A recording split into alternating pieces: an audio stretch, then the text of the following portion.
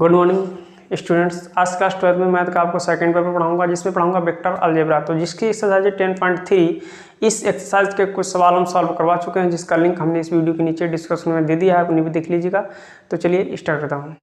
तो एक्सरसाइज 10.3 का question number 9 screen पे शो होने लगा है, और ये क्वेश्चन थोड़ा इजी भी है, लेकिन अगला जो हम क्वेश्चन नंबर 10 सॉल्व कराएंगे वो क्वेश्चन इंपॉर्टेंट है और थोड़ा हार्ड भी है। तो ज़रा आप उसे कायदे से समझना और बहुत अच्छी तरीक़ा से आपको समझाऊंगा। तो चलिए स्टार्ट करता हूँ। तो पहले हम इसे सॉल्व करते हैं। ठीक, क्वेश्चन नंबर 9 ये कहता है कि यदि vector a equal to y cap plus 2j cap minus 3k cap एवं vector b equal to 3i cap minus j cap plus 2k cap हो, तो तब 2 vector a plus vector b तथा vector a plus 2 vector b सदिश के बीच का कोण ज्ञात करो। जरा ध्यान से देखना। तो हम गिवन दैट में लिखेंगे। सबसे पहले क्वेश्चन में दिया है vector a equal to i cap plus 2j cap minus 3k cap. ठीक, वह वेक्टर b इक्वल टू दिया है 3i cap minus j cap plus 2k cap. Clear. तो सबसे पहले हम निकालेंगे वेक्टर 2, चूँकि 2 vector a plus vector b, इसकी हम वैल्यू फाइंड करेंगे। देखिए 2 तो ज्यों का त्यों रहेगा। ठीक, वेक्टर a है यहाँ पर, तो वेक्टर a की हम ये वाली वैल्यू पुट कर देंगे। ठीक, क्या है value? I cap plus 2j cap minus 3k cap. Clear. Plus का चिन्ह लगा दिया। उसके बाद क्या है वेक्टर b, तो हम वेक्टर b की जगह पर ये वाली वैल्यू पुट कर देंगे। ठीक, क्या है 3i cap minus j cap plus 2k cap. यहाँ तक क्लियर। 2 से हम इसके अंदर मल्टीप्लाई करेंगे तो ये बनेगा 2i कैप प्लस 2 × 2 यानी 4j कैप, 2 × 3 यानी 6k cap plus 3i cap minus j cap plus 2k cap. यहाँ तक क्लियर। अब देखिए 2i कैप और प्लस का 3i कैप ऐड होकर हो जाएगा 5i कैप, 4j कैप और माइनस का j कैप घट के हो जाएगा 3j cap, 6k cap plus का 2k कैप, तो माइनस का बचेगा ये 4k कैप। यहाँ तक क्लियर। ठीक, हम क्या करेंगे, हमने इसे मान लिया, समझो वेक्टर a। हमने इसे क्या मान लिया? वेक्टर a मान लिया, क्योंकि हम इतना बड़ा लेके नहीं चलेंगे, हम ओनली इसे वेक्टर a मानेंगे। ठीक, अगेन अब हम इसकी वैल्यू फाइंड करेंगे। Vector a plus 2 vector b, जरा ध्यान से देखना। तो वेक्टर a की वैल्यू हम यही रखेंगे, क्या है? I cap plus 2j cap minus 3k cap. उसके बाद वेक्टर b की वैल्यू हम रखेंगे 3i cap minus j cap plus 2k cap. Clear यहाँ तक। अब देखिए vector a plus 2 vector b, ये तो हम ब्रैकेट ज्यों की त्यों ओपन कर देंगे। i cap plus 2j cap plus minus 3k cap, 2 से अंदर मल्टीप्लाई करेंगे 2 × 3 यानी 6i कैप, 2j कैप और 2 दूनी 4k कैप। क्लियर यहाँ तक। 6i कैप 1i कैप, तो ये 7i कैप हो जाएगा, ये इससे कैंसिल हो जाएगा। यहाँ तक कोई डाउट नहीं। बचा क्या? 4k कैप माइनस का 3k कैप घटा देंगे, क्या बचेगा? k कैप बचेगा।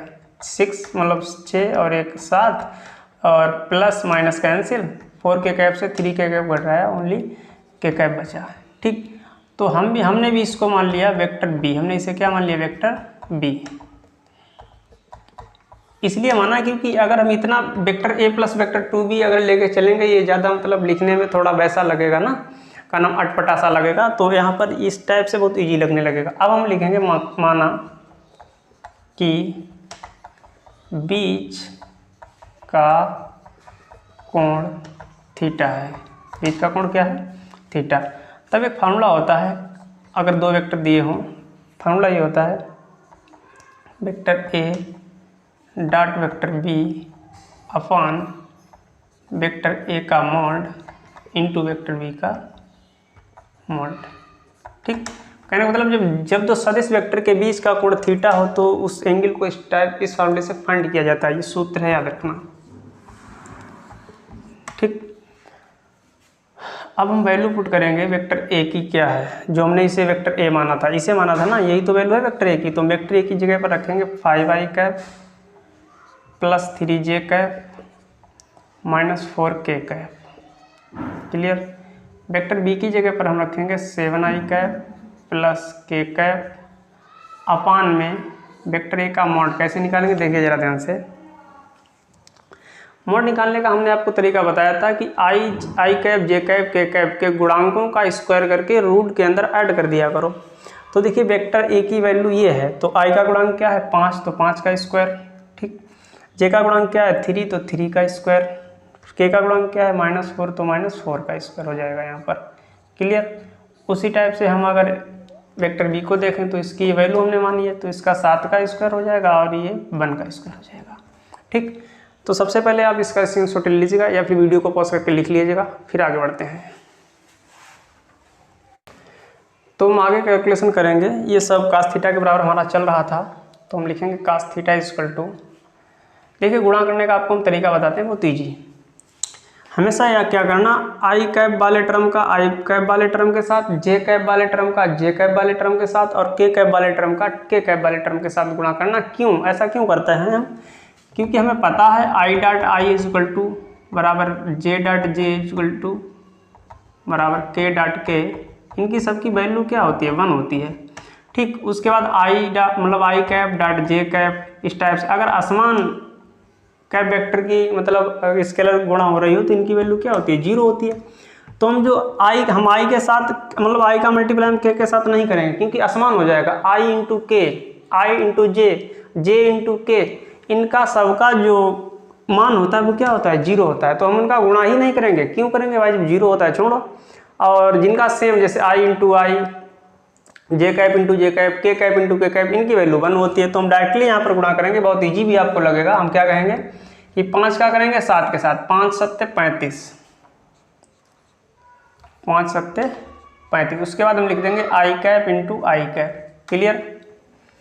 उसके बाद हम करेंगे 5 का किसके साथ, सॉरी 5 का किसी के साथ नहीं करेंगे क्योंकि आई खत्म हो गया। अब देखिए एक चीज़ ध्यान से देखिए, यहाँ पर जे कैप है, यहाँ पर जे कैप है, नहीं कैप है, नहीं है, तो हम इसे छोड़ रहे हैं। हम सिर्फ 4 का करेंगे के साथ। के का गुणांक क्या है 1, तो 4 1 4, जो है नहीं उसे छोड़ दो, ठीक। के कैप इंटू के कैप, अपान में क्या रहेगा समझना जरा ध्यान से।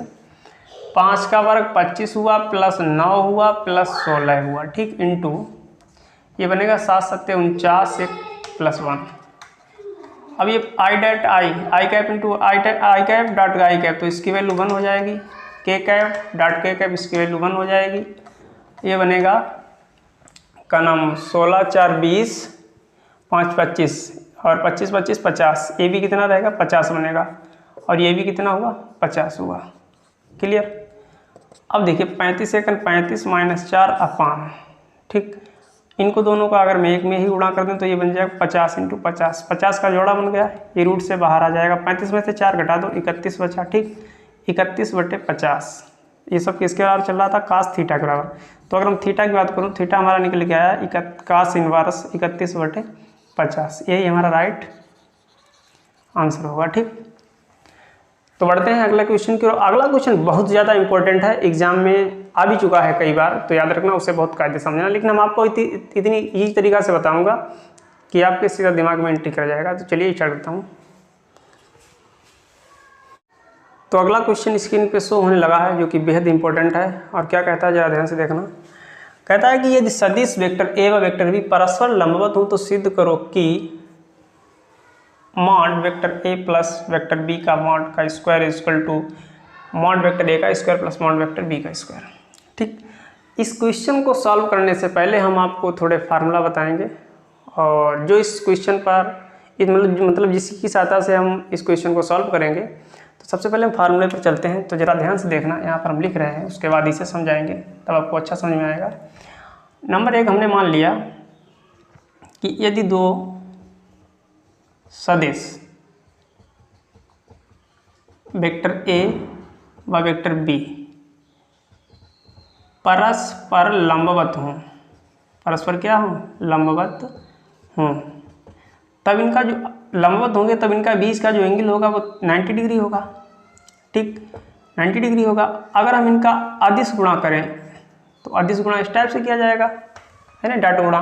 तो जब हम इसे सॉल्व करेंगे तो ये बनेगा ए बी cos थीटा, क्योंकि फार्मूला होता है जब डाट हटता है तो ए बी cos थीटा आता है। थीटा की वैल्यू क्या है 90, ठीक, और cos 90 की वैल्यू कितनी होती है बच्चों 0 होती है। तो यहाँ से एक फार्मूला बन के तैयार हो गया कि अगर कोई दो सदिश लंबवत हैं तो इनका जो स्केलर गुणा है, जो डॉट गुणा है, वो किसके बराबर होगा?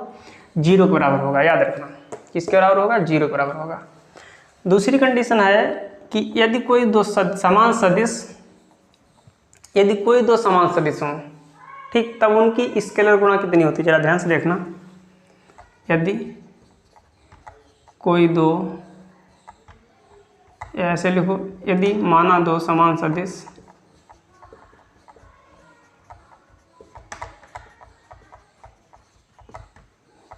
वेक्टर ए हैं, तब इनकी जो स्केलर गुणा होगी, मतलब दोनों वेक्टर है, पहला भी वेक्टर है, दूसरा भी वेक्टर है, तो इनकी स्केलर गुणा इस टाइप से हम लिखेंगे।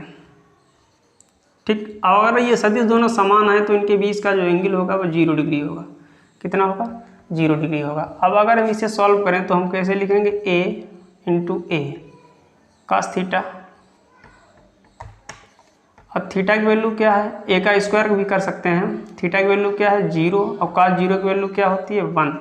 तो यानी a निकल के आया vector a dot vector a बराबर a स्क्वायर।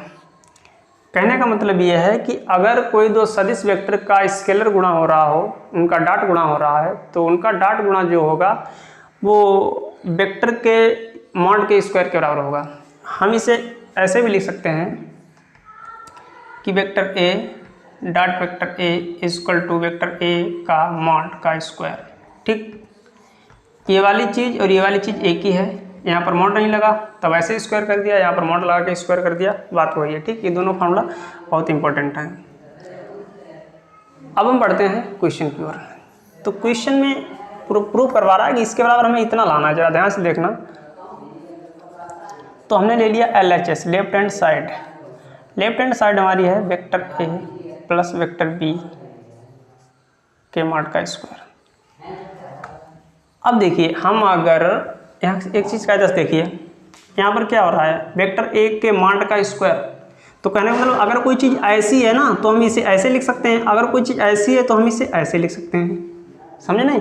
अगर वेक्टर ए मतलब किसी उनका ना वेक्टर के किसी वेक्टर का मॉड है, उसका स्क्वायर लगा हुआ है, तो हम उसे ऐसे लिख सकते हैं। तो उसी टाइप से अगर हम इसे लिखना चाहें तो हम लिख सकते हैं वेक्टर ए plus vector b dot vector ए प्लस वेक्टर बी लिख सकते हैं इसी के अकॉर्डिंग ना, कोई डाउट नहीं। अब एक चीज़ देखना, अगर हम इनका डॉट गुणा करें तो हम कैसे करेंगे? वेक्टर ए का पहले वेक्टर ए से करेंगे, वेक्टर ए का वेक्टर ए में vector a dot vector b, vector a dot vector b, b का कर रहे हैं ना, वेक्टर बी से कर रहे हैं वेक्टर बी डॉट वेक्टर ए plus vector b dot vector b. ठीक, अब देखिए हम आपको क्या बता चुके हैं कि जब वेक्टर ए डॉट वेक्टर ए तो ए स्क्वायर लिख सकते हैं, या वेक्टर ए डॉट वेक्टर ए बराबर मॉड ए स्क्वायर लिख सकते हैं। तो हम इसकी जगह पर क्या लिख सकते हैं? मॉड ए स्क्वायर। क्लियर? अब कोई दो सदिश जब क्वेश्चन कहता है कि सदिश कैसे हैं? लंबवत हैं। तो लंबवत के केस में मतलब दोनों सदिश का जो स्केलर गुणा होगा वो किसके बराबर होगा? 0 के बराबर होगा। तो इस जगह पर डायरेक्टली हम क्या रख देंगे? 0 रख देंगे। ठीक, उसी टाइप से vector b dot vector a, यहाँ पर भी क्या आ जाएगा? 0 आ जाएगा। और यहाँ पर ये क्या हो जाएगा? वेक्टर बी का मॉड हो जाएगा। क्योंकि यहाँ पर लिख सकते हैं लंबवत, चूंकि दोनों सदिश लंबवत हैं। दोनों सदिश कैसे हैं? लंबवत हैं, इसलिए vector a dot vector b equal to 0, vector b dot vector a equal to 0, मतलब कैसे भी लिख दो उनकी वैल्यू 0 होगी।